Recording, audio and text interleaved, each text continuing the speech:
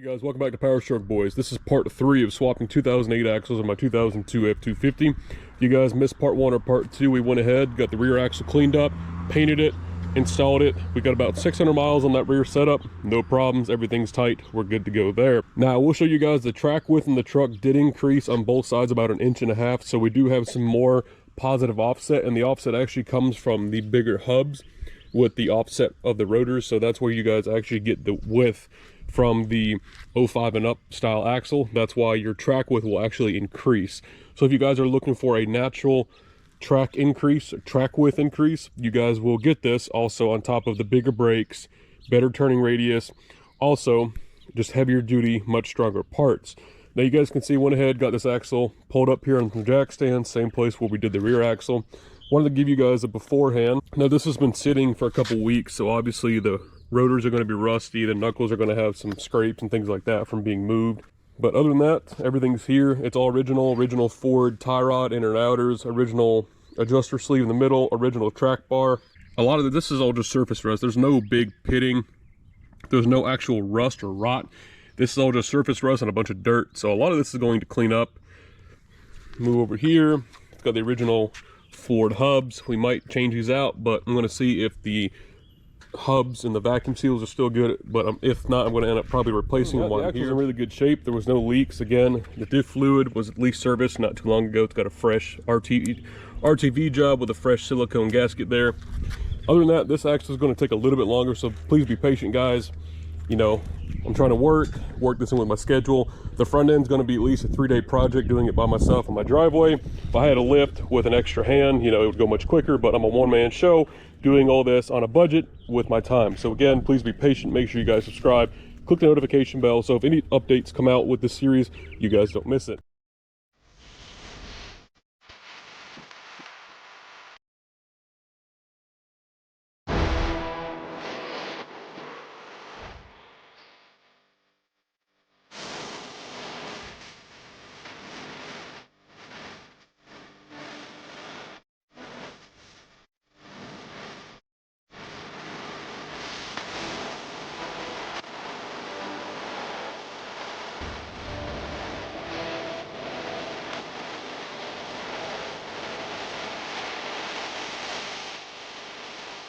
Thank you guys. So go ahead and get this track bar ball joint out. I went ahead, I took my cutting torch, I went ahead and I cut the threads off. You guys can use a die grinder, an air wheel, a torch like I did makes quick work of this. You guys are going to need one of these ball joint presses. You can go to Harbor Freight like I did and get this Maddox brand. This was like 60 bucks versus the $89 because they're having a parking lot sale. You guys will need an impact or a breaker bar, and this is a 22 millimeter joint up into this to push against, if that makes sense. And the ball joint press will sit in there like that. We'll back this down to the bottom of the threads and we'll push it up from the bottom and it'll come right out. So what I did was I torched the threads off. You guys can see, did a horrific job doing that. And you didn't even need that big 2 1/4 inch socket. You guys can just use the Maddox. This is the number 3 cup with the top hat, and that's number 6. So what I did was tighten it with my little mini air impact. Let the compressor build up using a 1/2 inch breaker bar with a 22 millimeter short socket.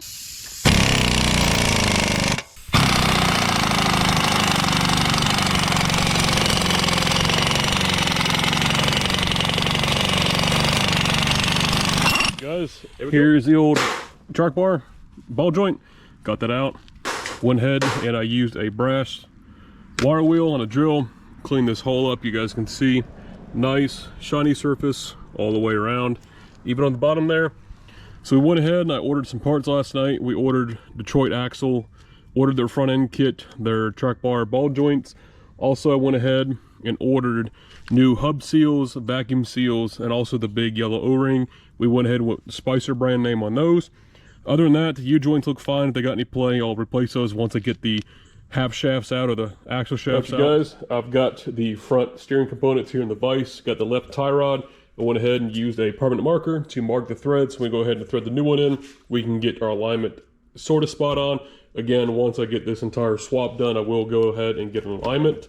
You guys can do what you want, but I went ahead, popped this adjuster bolt out. This is a 15 millimeter. And we can go ahead, I mean, just look at that. You gotta love having trucks from the south.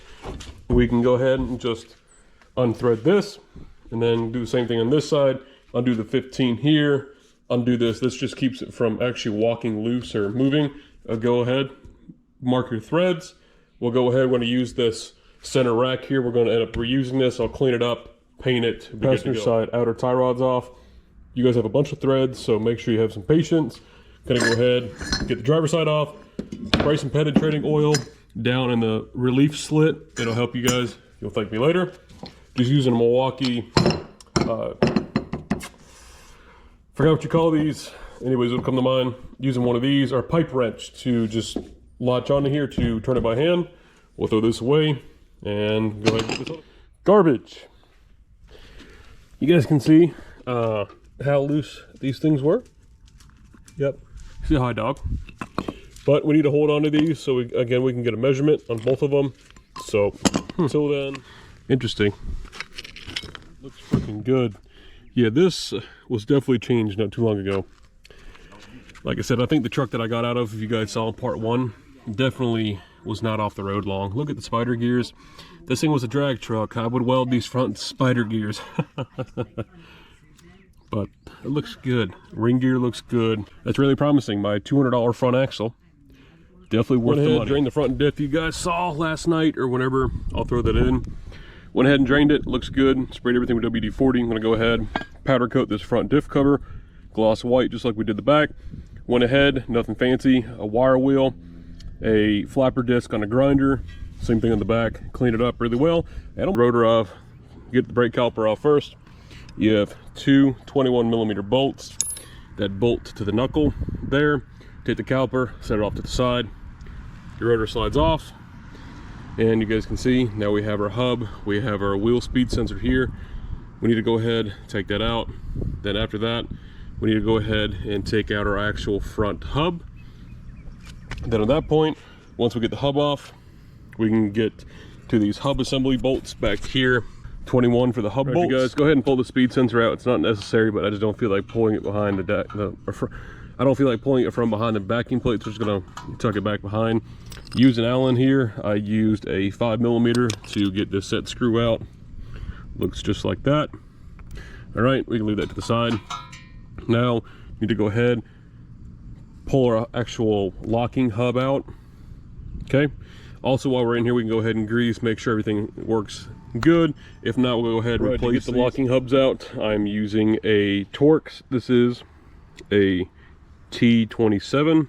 There's 3 of them. Be very easy. These are notorious for snapping off. Last thing you want to do is snap this off, then you're screwed. I'm gonna go ahead, just loosen this one, and these are not tight, so it makes me wonder if something or somebody's been in here before. You guys saw luckily the rear axle had been touched, so it's a possibility maybe somebody came in here, re-greased these, resealed them.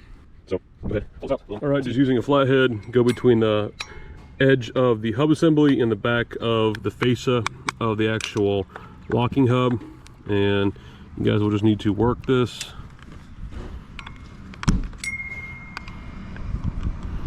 Be very gentle because you don't want to break these.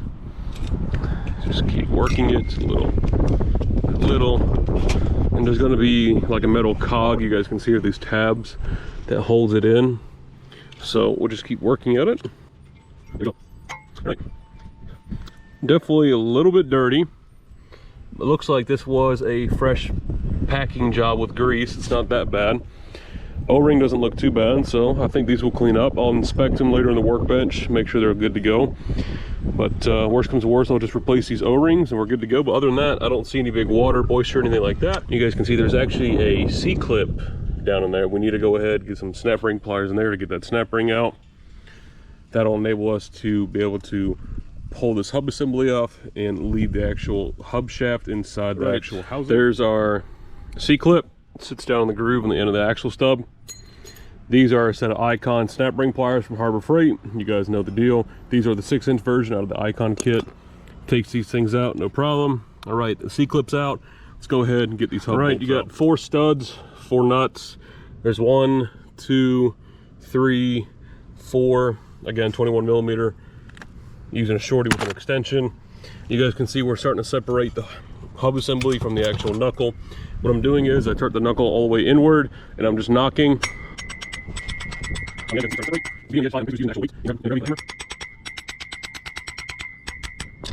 guys can start to see the dirt line and starting to separate really good. So we're making progress. Keep doing this till you guys can get that hub out. See, here's our hub assembly. Definitely the original one, but doesn't look too bad. O-ring, definitely original. Other than that, wheel didn't have any play. It's still free spin, so I'm going to end up reusing these. And honestly, it's not in the budget to replace these right now, so we're going to do what we got to do. Again, you guys can see these upper ball joints are actually Moog. You can see that inner seal is just eaten up. But yeah, now there's our vacuum seal inside our hub. This is what actually actuates when you guys have the ESOF four-wheel drive setup. It actually uses vacuum to push this seal in and out, and that engages your passenger side axle shaft. You guys can see I started to clean it up some. We had some surface rust all the way up, completely dry, up to right where these splines of the axle are. This little ring here is where the actual inner axle tube seal sits, meaning that this had a bit of surface rust on it, so therefore this inner seal is still good. And this could be just moisture from getting in from the actual seal and the actual tube being bad. The outside seal will go ahead and replace that. But other than that, I like to see that, so that means we don't have to tear the front end apart and replace this actual inner housing. Alright, you guys, it's the next day. Again, excuse the wind noise from yesterday, it was outrageous. Went ahead and I got the passenger side buttoned up, put the hub in, resealed it, re-greased the actual locking hub, went ahead, got the speed sensor installed. Obviously, we're gonna have to swap from the 2008 to the 2002, but I'll do that once the other axle's off. I'll go ahead and pull that off, but for right now, I'll just put it back in while it's sitting here. Went ahead, put new Zerk fitting, greased the U-joint, new hub O-ring, new hub seal, also new dust boot seal, whatever you want to call this, inner flange seal. Now when you go ahead and do the driver's side, I got to get two new caliper brackets. That one, the slides were seized. This one, they were good, but I'm going to go ahead and replace them. They're $100 for two. It's a piece of easy insurance, and I'm right here anyways. All right, same thing. We have to go ahead, pull the locking hub out, pull the C-clip out, undo the four 21mm bolts that hold the hub in, undo this torque bolt, undo this hex bolt to get the speed sensor out.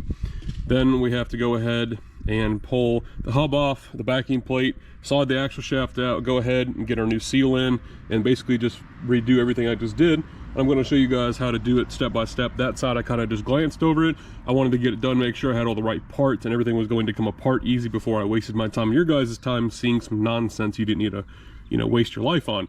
All right, so let's go ahead and get this locking hub out. Going to be using a Torx again. This is a T27.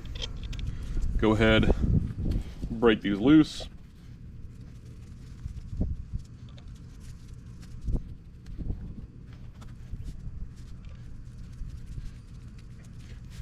Torx bolts removed. Go ahead, get a flathead. We're going to carefully hammer between the back flange of the locking hub faceplate and then the hub. Obviously, make sure this hub is unlocked or free floating, and it should just slide out. So there's our hub, our locking hub. A little bit of dirt. Definitely looked like it was packed not too long ago. We'll go ahead and clean that up. Let's go ahead and pull our ABS sensor out.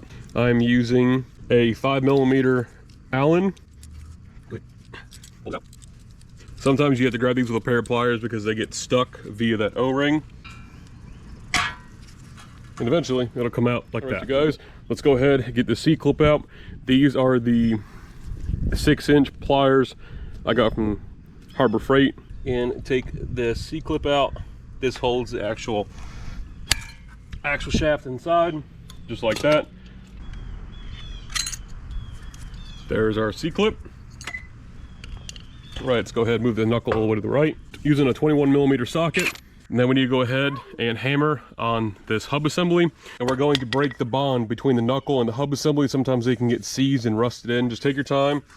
Fortunately, this was a Southern truck, so we don't have a bunch of rust to deal with. But eventually you will see this start to separate here. There we go. Go ahead, put the speed sensor to the side. We don't want to tear that up.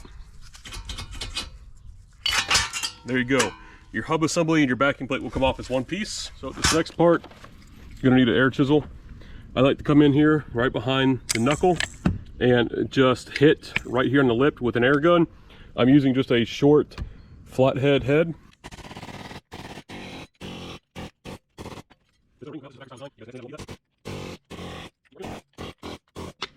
There we go, no problem. I would definitely say this might be original or been replaced once, and you guys will have this metal ring that'll come out the front here. Just this guy here. You can get rid of it. I don't ever put them back in, you don't need it. And then we can go ahead and slide our axle out. Now I like to use a pry bar and pry between the knuckle or the set of ears and the axle. You guys can see it literally just slides, no problem. So let's go ahead, get this out real quick.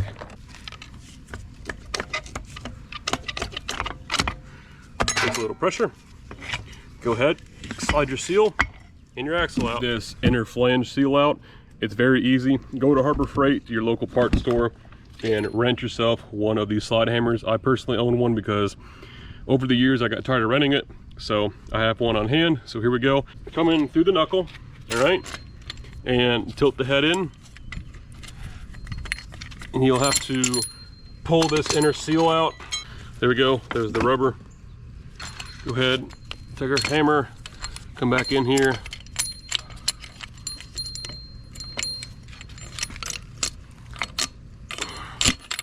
Go ahead, get the head behind it. You don't have to tighten the flat head up, and I just like to give it a couple pulls. And I'll try to hold the knuckle still.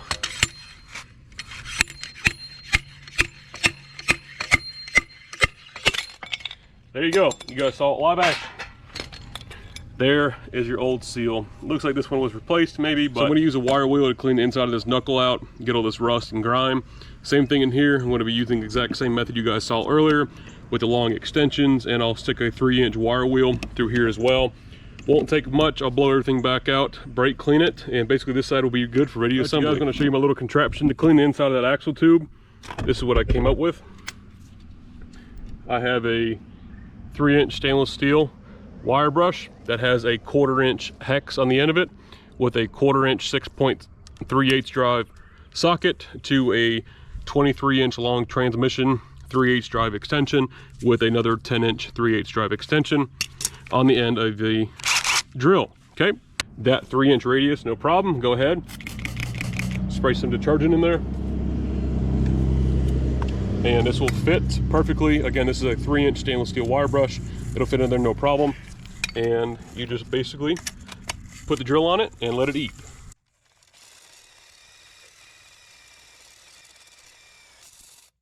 All right, take some more cleaner, some clean rags, take the same wire brush, and you guys can take and clean the bore with it. Just like you're plunging a toilet, or your ex-girlfriend, or the neighbor's mom. Look at that. All right, you guys, after spending too much on a can of brake clean, gonna go ahead and clean up this knuckle. I went ahead and sprayed the inside. We're good to go there. Gonna take a die grinder with a wire wheel and going to clean all this rust up on the inside of this. You guys want this a nice shiny surface, so when the new seal slides in, nothing gets caught and it seals 100%. So let's go ahead and start cleaning this big guy up. All right, you guys, the knuckle is clean. As you guys can see, a bunch of this rust is just pitting. It won't come out. I sat here trying to get it, not worried about it. You guys can see also the inner axle housing. Nice, guys. Here's the axle shaft for the driver's side. Obviously this one's shorter because it's closer, and this side is just shorter. All right, so I'm gonna go ahead and replace this Zerk fitting, get a bunch of this dirt off. Gonna go ahead and clean this mating flange up for the new seal to slide over. Again, I'm gonna be using the same die grinder I used on the knuckle. Gonna go ahead and just do this lip here, clean the splines up. Also do here because our new seal is going to sit here. Clean the hub up, install the new O-ring. Go ahead, clean the locking hub up, re-grease that, good to go. Then also we have to go ahead, reassemble the calipers, put the new slide pins. Right, guys, 10 minutes later, went ahead, cleaned the shaft up. Again, just clean all 3 mating surfaces. Our new seal is gonna ride here. The hub's gonna slide in here, so make sure you just clean that really well. Went ahead and I installed a new Zerk fitting, just a standard Zerk fitting.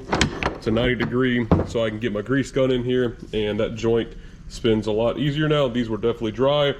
Again, if these had play in them, if the joints were bad, I would go ahead and replace them, but The U-joints are still good. They didn't bind and they're free floating, so not really worried about it. All right, gonna go ahead, put this to the side. Gonna go ahead, clean this hub up.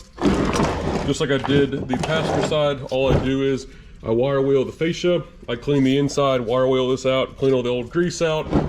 Then on the back, I'll clean the face of the bearing up. I'll pull this old O-ring off, go ahead and install a new one of those, and then I'll put some anti-seize in the studs. And this hub is, I went ahead and cleaned this hub up, even though it doesn't look like it. I did, I'm not gonna waste time where I don't need to. Went ahead and cleaned this up, clean the inside, clean where the O-ring mating surface is. I went ahead and cleaned the inside as well. You guys can see there's some pitting in there, but honestly, they're fine. The hubs felt good, and if I ever need to replace them, I'll do it down the road. For right now, these will get me going down the road. Here's our new O-ring that came in the kit. I like to use some silicone grease on these to lube them up. I'm gonna go ahead and install the new hub O-ring. All right, there we go. The hub is all prepped out. We'll put some anti-seize in the studs once we go to install it. And the inside, all nice and clean. Clean the mating surface. Hub is done. Let's go ahead and start putting in our new seals, which is right here. So the first one is gonna go ahead and slide over the axle shaft. The second one is the one that's gonna go in the axle. So I'll go ahead and knock this out. The new seals in. I don't have a driver handle for my race/sealer installer to be able to reach all the way in. So this is what I came up with, a 1x3, actually this is a 2x3, with the end of my sealer installer screwed in with a couple washers, and that will sit, this goes in this way, this will sit on the end like that, no problem. That's how I install it. To go ahead and just set this in here, and you guys can see how this basically centers itself, so it's really kind of foolproof. All right, that'll sit in there. We'll take our snap off seal and driver tool. It'll sit like that. You take a hammer and we hit the end of it, and you guys will see. I'll drive it in.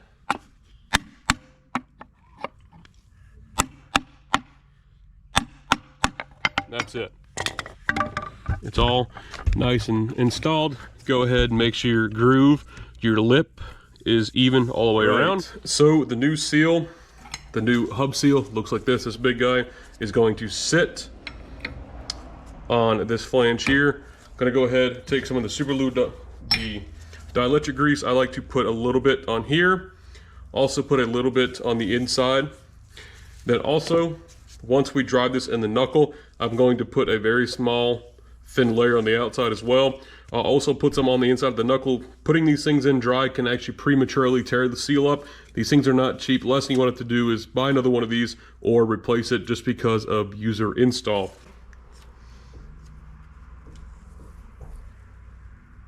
To install this, we have to have a special tool, which is not cheap, which is this big guy right here.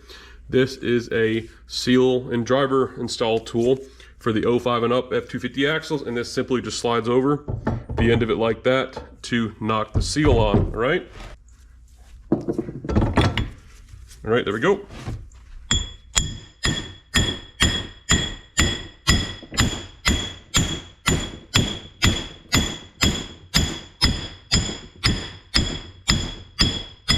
The axle is prepped, and again, we'll go back and clean all this dirt and grime off and whatnot when we're done. A thin layer of grease on this inside lip here.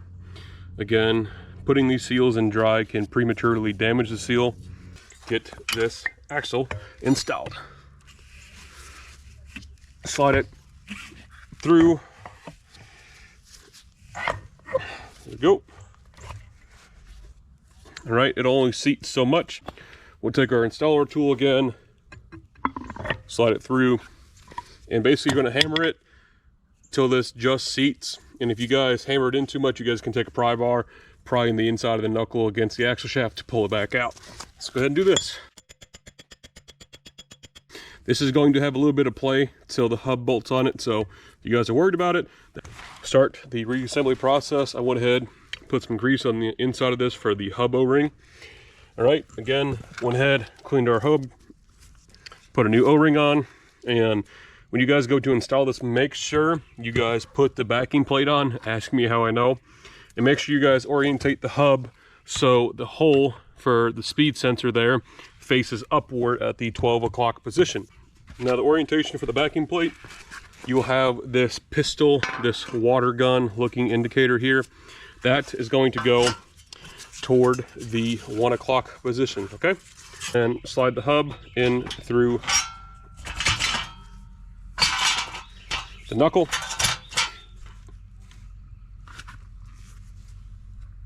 Just like that. You guys can take a hammer and go ahead, tap this in, the remainder. Went ahead, got the hub back in, spins freely, got the backing plate on. Make sure, again, the orientation, 12 o'clock. 12 o'clock on the backing plate. Then you can run your speed sensor back through here. Went ahead, put our 4 21mm nuts on the back. All right, now we have to go ahead and reinstall our C-clip in here. We'll go ahead and put some grease on the inside of this hub. Then, before we install the locking hub, we'll go back, clean it up, repack it with grease, RTV, this front fascia here. And you guys can replace this gasket here. You guys can replace the O-ring and the locking hub. They were still good. Right, C-clip will look like that once reinstalled. All right, about 5 minutes of my time. Hit it with some brake clean, clean the O-ring off. You guys can see, good enough to run right now. And this hub is in good condition. All the springs look good. Now what I like to do is I just take my grease gun and I make a zigzag all the way down with grease. Then I'll put some grease on the inside splines as well. And then we'll go ahead, put some silicone grease on the O-ring. Go ahead, put some blue RTV on the back lip here. And you see the bolts in the front of the hub. And then we're, all right, you guys, to wrap this axle up, I'm gonna go ahead and throw the diff cover on. Gonna brake clean all this out, hit it with some air, throw our brand new white powder coated diff cover on, seal this up, and this axle will be 100% done. Obviously, I got to throw the brake calipers on with the caliper brackets. I'll do that tomorrow when I get home from work. It's Sunday night. I need to go ahead and start getting things wrapped up. In part 2, you guys saw we did a white powder coated diff cover with stainless steel hardware. Exact same thing here. You guys can see here we have some 3/4 inch long stainless steel bolts, stainless steel washers, and if I remember correctly, these are 3/8 by 16. I'll correct myself on the screen if I'm wrong. And these are just some 1 inch outside diameter washers.